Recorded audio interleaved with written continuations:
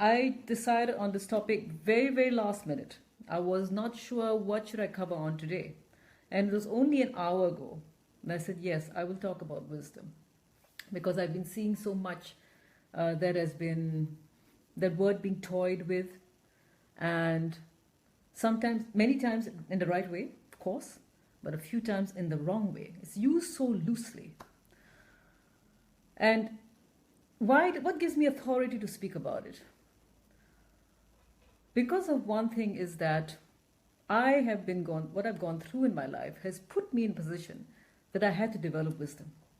If I did not develop wisdom, I would have had not been able to face those challenges. Now I want to share one quote before we start. And this quote really explains that wisdom is the giver of life. For wisdom is a defense, and money is a defense. But the excellency of knowledge is that wisdom giveth life to them that have it. This is Ecclesia 7:12. Wisdom is the giver of life. Wisdom is the tree of life. What does that really mean? I explored this many times, and I tried to understand why is wisdom the tree of life. You think about the tree of life, you think about the beginning of all things in a way, the root, the growth, the expansiveness, and you also look at the abundance. So in a way, it is source, abundance, and within that, growth. That is the all-encompassing of wisdom. It is what you get when you practice wisdom, and when you practice it, you get more and more of it. The abundance is the multiplier effect, and you will gain more and more wisdom. So in a way, wisdom is a tree of life, if personified. And that tree of life, a tree, is a giver of life. So that's why it is the source of all things. It is the destination of everything that we do. And it is the need for us to be wise. So it's the beginning, it is now, and it is the end. And it is not something which you gain wisdom later on in life when you're older. No, it is a thing, it's an attribute that you work on now, regardless of whatever age, status, phase of your life you are in. Now, that's standard, what I'm sharing with you. But what I want to share also is that wisdom is knowing that the divine is not only within us, but it is down into our cellular level, at every cell of our body. The divinity in the cell. Okay? Now, divinity inside is the pathway, and how we need to understand that speaking to our body is part of that evolution in our wisdom. It sounds a little bizarre concept, but we are consciousness right at a cellular level. And at every cell, there's a need to evolve. On the feet, toes, hands, fingers, our neck, our eyes, forehead. It's not the brain. The problem is that I've spoken to a couple of people who have this thinking about the brain, the concept of mind is the most important thing. Everything is in the mind, everything is in the brain, everything is due to the brain. We see this because of the brain. The supernatural is because of the brain. This happens because of the brain. No. It is down in the cellular level, right every part of our body, the divinity, even our toes. I've practiced speaking to my body, and I realized that how important it was when I had this incident back in 2013, I believe. And I remember that I literally, the divinity within me healed me. My brain was not involved. And the wisdom within my body, within the cellular level, knew exactly what needed to be done. So I was brought up physically. I was having dengue, and I was physically brought up, raised up, and I had dengue just come out of my hands. Within a day, I was cured. It was literally toxic fumes coming out of my hands, as it looked like, and my hands were taking over. There was a mind, intelligence in my hands, and not just my hands, like I say, at the cellular level. There was something going on, and they knew what to do. Sounds bizarre, but that's when I understood that it was the all of me, and I had to evolve the all of me for wisdom. So that's one thing. The cellular structure has a benevolence, the field. And when we understand that, we understand that there is a personality. And when we understand there's a personality, that consciousness is a person, then we understand why God is so important. When you are a person who looks at it in a single-dimensional way, perhaps a new ager who thinks that it is based on some psychological or certain various, you could say,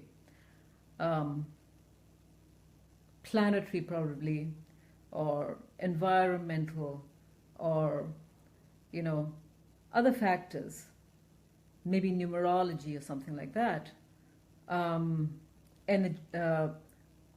earth energy field as it is. So when you try to move away from the fact that there is that God element within ourselves, and that God element does not play a part in what happens to us, and does not really play a part in growing us, evolving us, then you missed out the very key element of wisdom. Wisdom is knowing the balance. Wisdom is knowing that the personality living within. Wisdom is knowing that the truth of our Creator within to guide us, and is not based on our own self, because we think we know, because we think we are intelligent, that we are more wise. Is knowing that the God within, if allowed, can lead us. And that is wisdom. The surrender to God within leading us, and God within at the cellular level. So when I just surrendered myself to my hands, to my cells, I allowed God to heal me. It wasn't me healing. It was me allowing God to heal me. And it was a process that it was done together. So that's one step, I would say, one way of looking at wisdom. The other thing is detachment.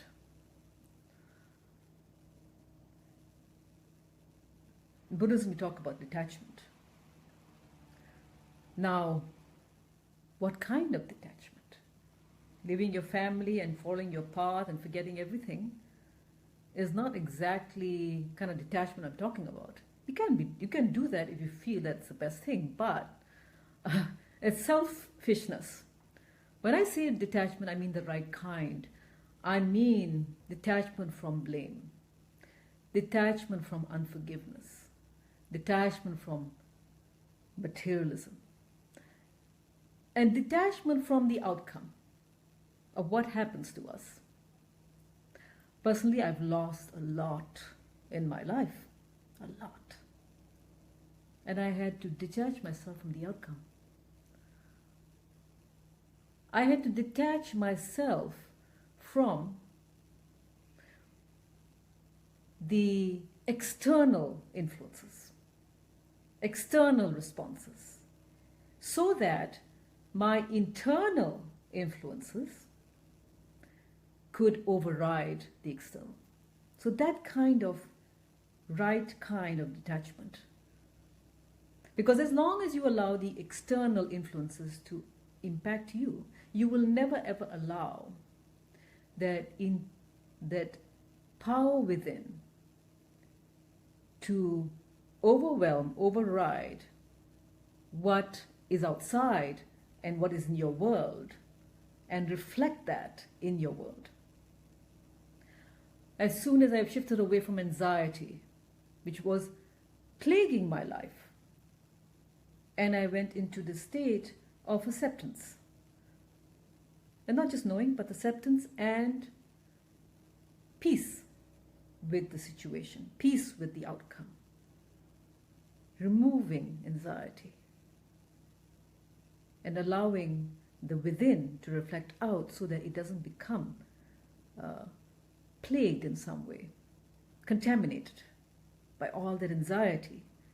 The reflection out is clean and pure and crisp, so that it can happen. And that is another aspect of wisdom. Now, the other thing about wisdom also is being aware of that multidimensional self. That itself is key to realize that we are many facets, many sides, many perspectives. But ultimately, we come down to just one relationship and one direction, which is growth upwards. When you understand that you're multidimensional, you move away from the blinder thinking. You move away from the thinking that you're just meant to do this and you are this title. Removing that title and wearing a multidimensional cape.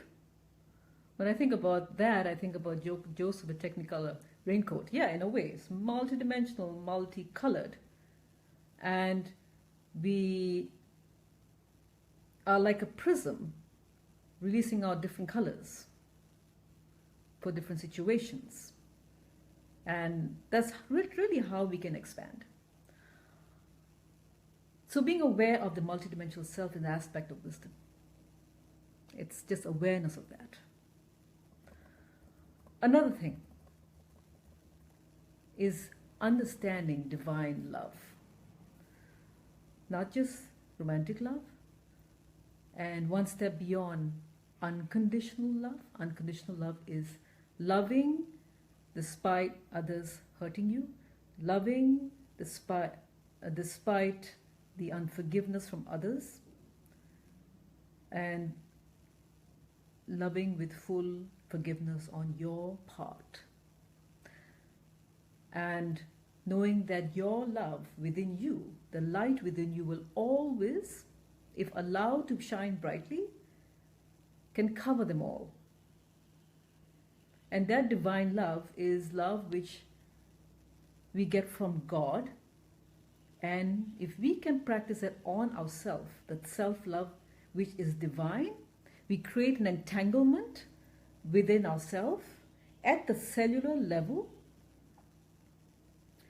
That love at the cellular level brings out the divinity within again to a higher state. than it was before. Imagine that beautiful design, as Dr. Emoto was talking about, that crystalline state when they put two glasses of water in two different rooms, and one was receiving angry words and another room was receiving loving words. Imagine those glasses of water, the one receiving loving words is your cell, is your biological cell. And you are loving yourself and raising yourself and creating that entanglement and that beautiful design within you so that you can shine out. So that divine love for self, and when you have divine love for yourself, not in the point of selfishness, but accepting yourself, loving who you are and what you have on this planet, and then loving God, it becomes so much easier because you have so much to share and so much to give as a result. But the love of God and love of self makes you a far more loving person externally to the other people outside, family and friends, and that is an aspect of wisdom. Another point, purity is wisdom. When you maintain a level of purity in what you say and what you think and what you do in your life, as much as you can, it's not 100%. I go through many challenges in my life, especially business, especially when I'm cheated by people or when people say things to me which are just so wrong. I remind myself, okay, you know what you need to do. Remain pure in what you say, pure in your thoughts. Is that reminder, constant reminder. And being aware that we are designed to be pure is a key factor. And purity also includes being not secretive and lying. It's so difficult not to lie sometimes these days, white lies and all that. Sometimes we feel we're forced to, but I found that I had to filter that out slowly, even though it made me look bad. Telling the truth makes you look bad and makes you look stupid sometimes. Makes you look small many times. When people realize, oh, you're not that great. You may seem so glamorous or something, when we hear about you, but no, you're not that great. Fine. So I don't need to be too great, right? I just need to be myself, and I need to speak the truth if I feel it's right, and that's it. And that's wisdom. There's no need to impress the world. That's wisdom. Work on yourself. That's wisdom. Impressing God, that's wisdom. So I want to read this quote here. But the wisdom that is from above is first pure, then peaceable, gentle, and easy to be entreated, full of mercy and good fruits, without partiality and without hypocrisy. Hypocrisy. Sometimes people feel that by being wise is by hiding things. No, I'll correct that. By not saying everything. I don't need to say everything. I'll just keep certain things. But there's certain things you need to say, and there's certain things you don't. Keeping secrets is something that doesn't really do justice later on, because ultimately everything gets revealed.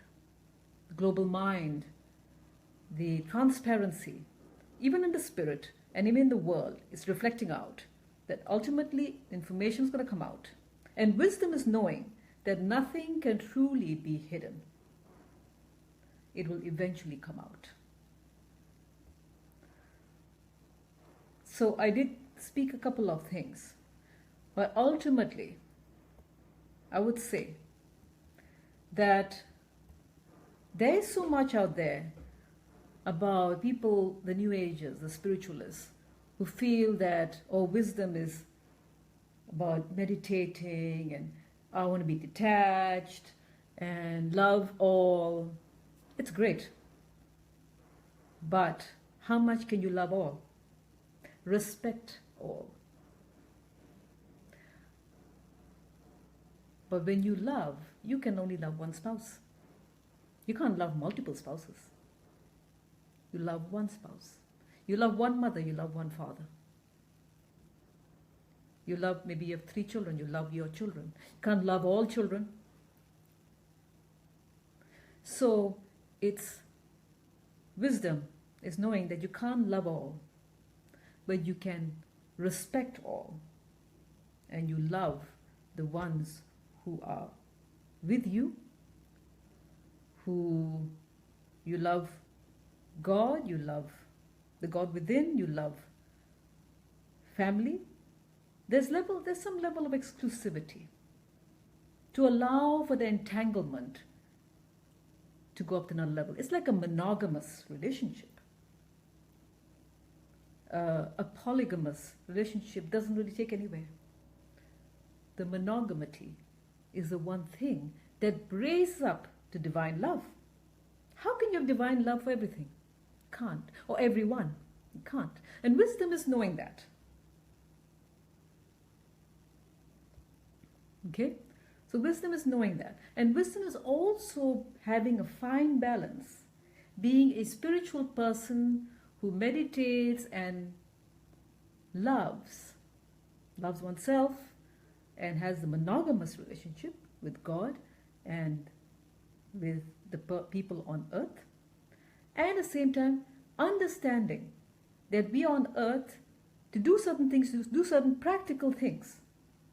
That we are not floaters. That we truly are spiritual market players. That we need to be spiritual market players. You need to be in the business. You need to be in your work. You can't just be totally separate. And so, no, I don't be involved in all that and that's it. No, you have to be involved in it. But you have to have that heavenly mindset and heavenly heart and heavenly body down at the cellular level, everything, as you practice your work. That's wisdom. The whole self is going through that journey on earth, that journey in the relationships, the journey of experiencing. So let's not be dysfunctional. Let's understand that we need to be functional, wise players on earth. On earth, we are living a linear reality. And when we bring in wisdom, we bring in that multi-dimensional aspect into this reality, and we start living a non-linear reality, which is another step higher. We bring in a different world. We create a different world as we start looking and being different, non-linear.